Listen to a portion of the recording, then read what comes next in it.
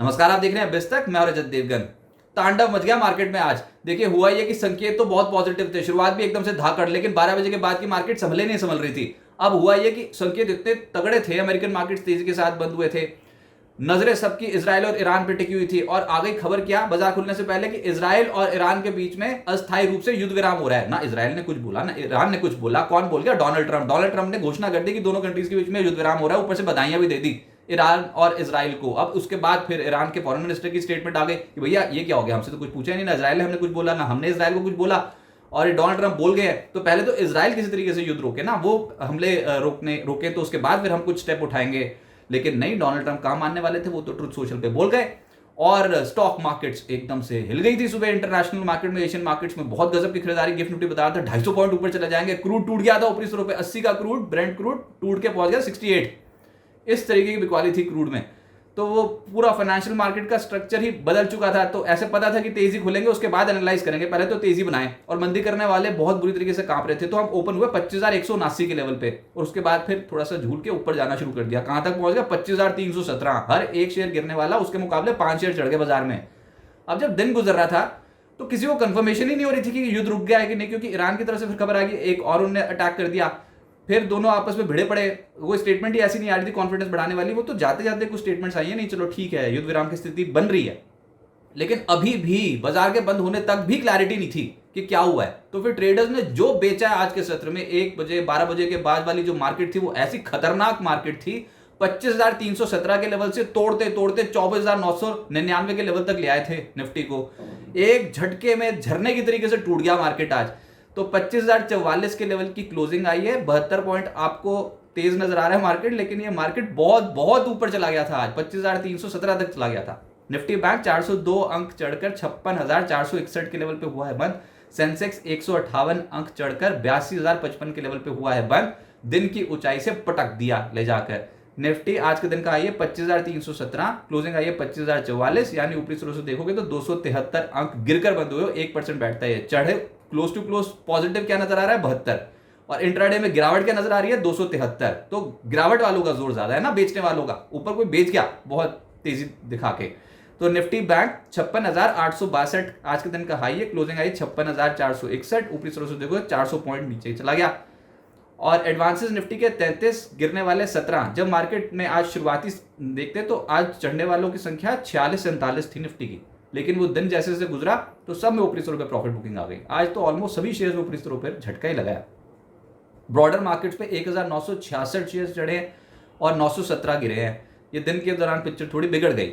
Nifty gainers में Adani ports नजर आएगा आपको 0.3% ऊपर। हुआ ये कि अदानी एंटरप्राइजेस की एजीएम हुई और बहुत ही अच्छा रोड मैप दे दिया अदानी ग्रुप ने। $100 बिलियन निवेश करेंगे अगले 5 साल में। उसके कारण अदानी ग्रुप के स्टॉक्स तो आज बुम बुम हो रखे थे। इसके अलावा जियो फाइनेंशियल दिन के दौरान ज्यादा तेज था, अल्टीमेटली 0.3% चढ़कर बंद हुआ। श्रीराम फाइनेंस 2% चढ़ गया, ग्रासिम 2% चढ़ गया, और टाटा स्टील भी आज चढ़ गया। एफएनओ लूजर्स में ओएनजीसी का तो दिन खराब था, क्योंकि कच्चा तेल अंतरराष्ट्रीय बाजार में हल्का हो गया है। बहुत तगड़ी गिरावट आई है कच्चे तेल में।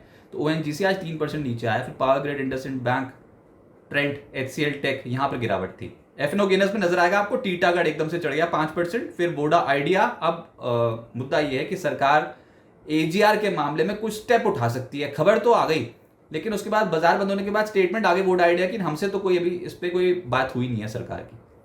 तो आज तो चढ़ गया 0.5%, कल देखते हैं क्या होगा।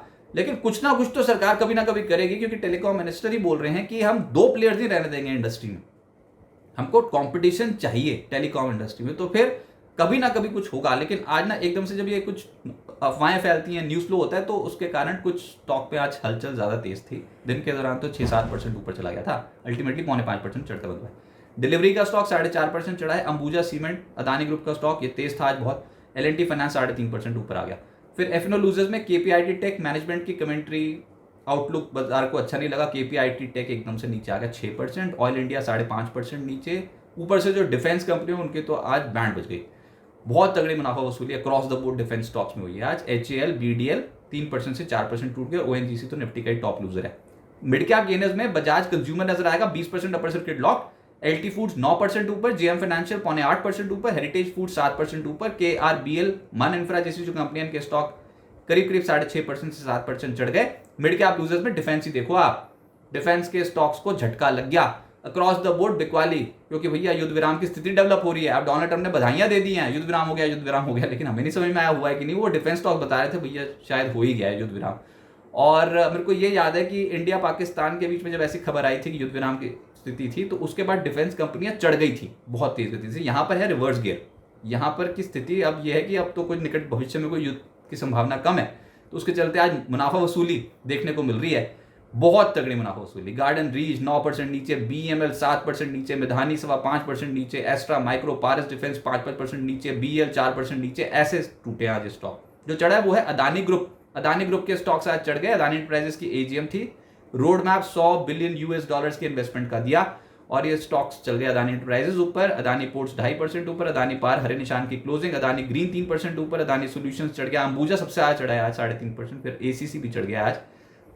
पीएसयू बैंक्स यहां पर तेजी थी, जिसमें कैनरा बैंक 2.5% चढ़ा है, यूनियन बैंक 2.5% ऊपर, IOB bank of Maharashtra, UCO bank में अच्छी क्लोजिंग आई है। फाइनेंशियल्स में आज जियो फाइनेंशियल करीब 3% ऊपर, एसबीआई कार्ड 3% ऊपर, एचडीएफसी एएमसी 3% चढ़ गया, एलआईसी हाउसिंग और श्रीराम फाइनेंस भी 2% चढ़ गए। मेटल स्टॉक्स में स्टील अथॉरिटी 3% ज्यादा चढ़ा है, वेल्समन कॉप, हिंद कॉप और एनएमडीसी 2.25% से 3% ऊपर और टाटा स्टील का स्टॉक भी चढ़ गया।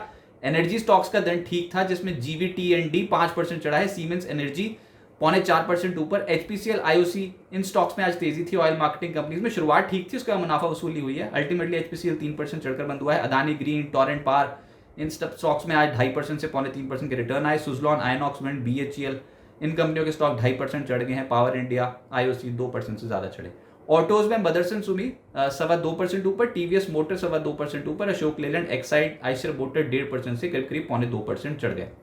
अब आगे क्या होगा? डोनाल्ड ट्रंप ने जो भी बोला, जो भी किया, झट से कर दिया। पहले तो 2 हफ्ते का समय बोला कि 2 हफ्ते बाद ईरान के ऊपर फैसला लेंगे, ईरान युद्ध के ऊपर हो सकता है। उसके बाद बाजार बहुत नर्वस हो गया था, वीकेंड में क्या कर देंगे कुछ पता नहीं था। उन्होंने कर दिया, वीकेंड पे जाके स्ट्राइक कर दी, 3 न्यूक्लियर साइट्स उड़ा दी ईरान के। उसके बाद बोलते कि अब युद्ध, अब शांति, अब युद्ध विराम की स्थिति बनेगी। और आज तो उन्होंने बोल दिया युद्ध विराम हो गया।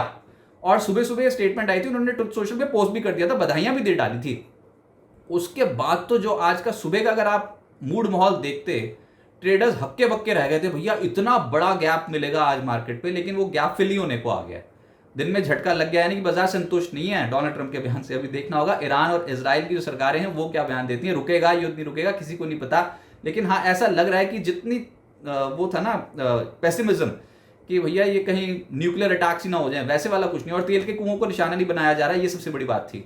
तो अगर ये युद्ध विराम की स्थिति डेवलप हो रही है, ये भी बहुत बड़ी बात। लेकिन आज एक रेंज का ब्रेकआउट हो सकता था, बुल्स के पास बहुत ही बेहतरीन मौका था। वो मौका तो जो गवाया है आज, रेंज का ब्रेकआउट हुआ नहीं, दोबारा उसी रेंज में आके ठुस होकर बैठ गए। मुनाफा वसूली हुई है और गुरुवार को जून सीरीज के एफएनओ को एक्सपायरी भी है और ऑप्शन राइटर्स का जोर रहेगा। वो तो आज ही पता लग गया, ऑप्शन वाले तो कूद कूद के चढ़ गए ऊपर। 25,200, 25,300 की स्ट्राइक तो देखो आप, इतनी तगड़ी कॉल राइटिंग हो रखी है। 25,200, 25,250 के करीब अब तगड़ा रेजिस्टेंस आएगा।